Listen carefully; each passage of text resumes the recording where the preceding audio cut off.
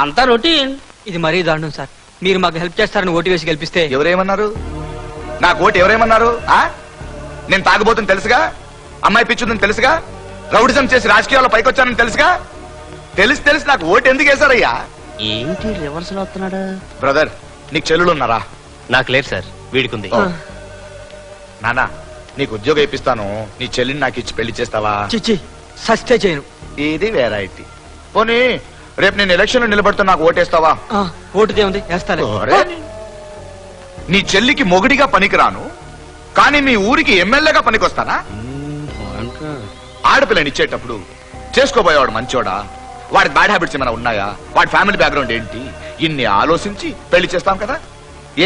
ఎవరు దొరికితే వాడితో పెళ్లి చేయొచ్చు కదా.